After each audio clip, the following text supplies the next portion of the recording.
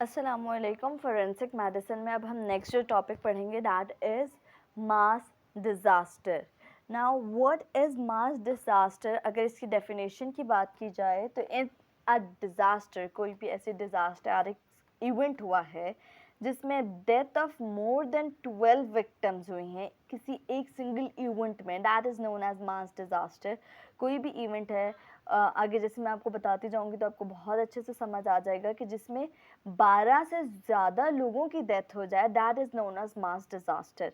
अब इस डिज़ास्टर को WHO के क्राइटेरिया पे जब हम डिफाइन करते हैं तो उसके ये 4 पॉइंट्स हैं। नंबर 1, कॉजेज डैमेज, कोई भी इवेंट हुआ है जिसने डैमेज कॉज किया है। Number 2, ecological disruption, environmentally disruption cause की है। Number C, human life loss हो गई है, डेथ हुई है ह्यूमंस की।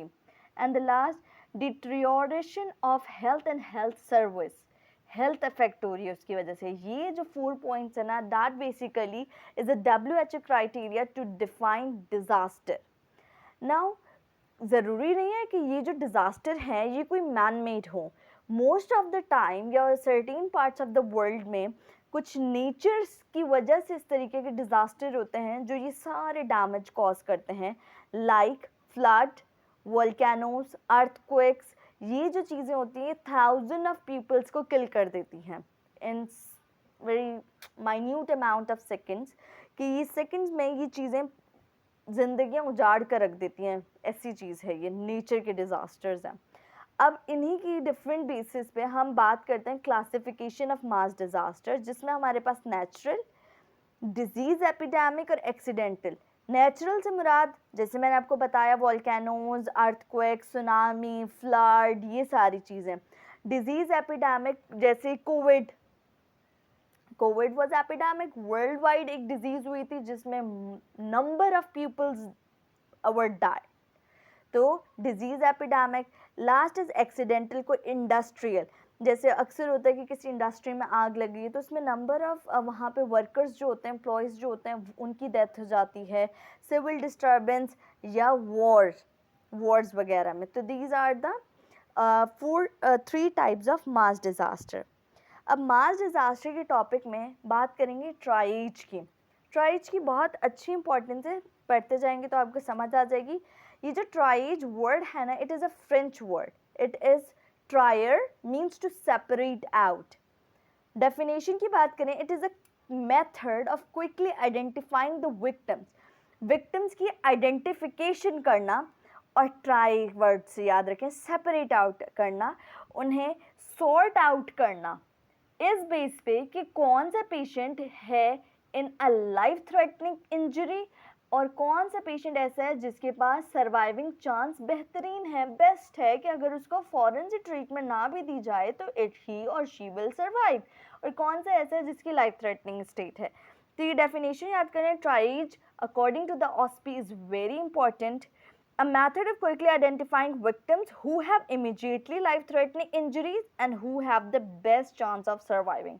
This is triage. It is a simpler technique to classify the patients on the basis of their severity as high priority, के फौरन से उन्हें ट्रीट किया जाए, as low priority, के अगर थोड़ी देर बाद भी उन्हें देखा जाए तो कुछ उनकी ज़िंदगी को ख़तरा नहीं है। Now tries category.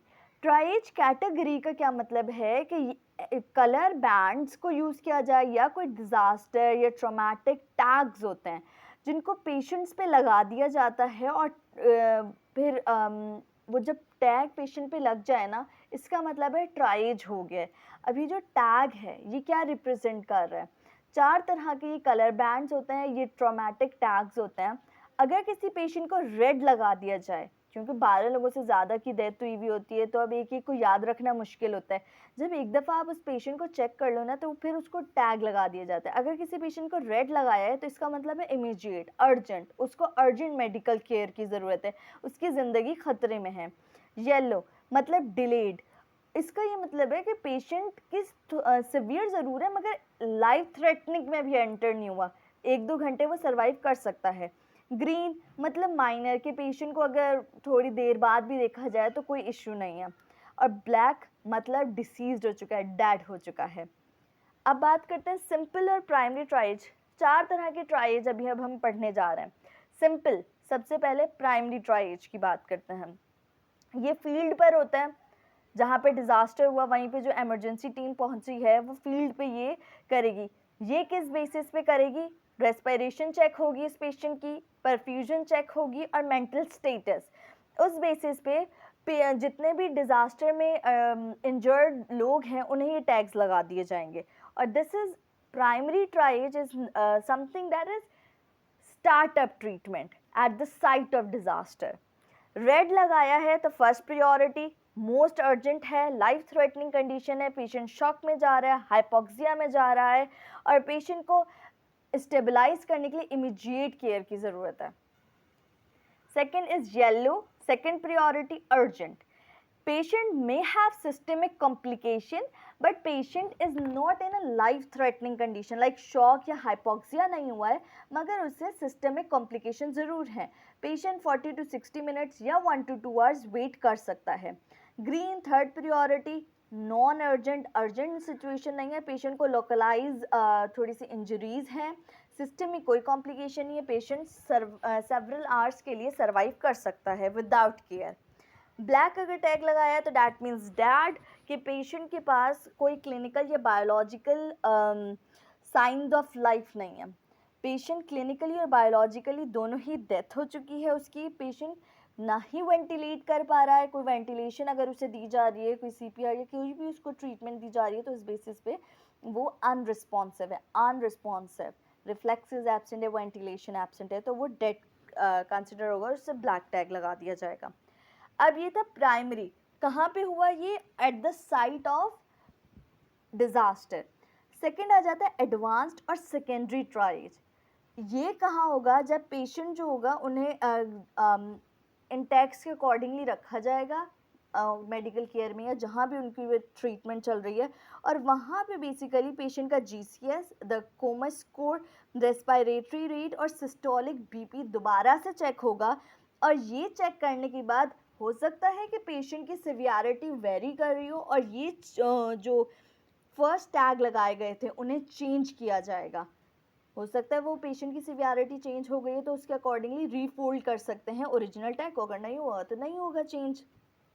अब ये एडवांस्ड और सेकेंडरी ट्राइएज की ज़रूरत क्यों आई जब पहले ही सब कुछ चेक हो गया था? बेसिकली ये इसलिए आई कि क्या है कि medical professional in the medical care centre उन्हें ये डिसाइड करना पड़ेगा कि कितने लोगों को अर्जेंटली ज़रूरत है ट्रीटमेंट की।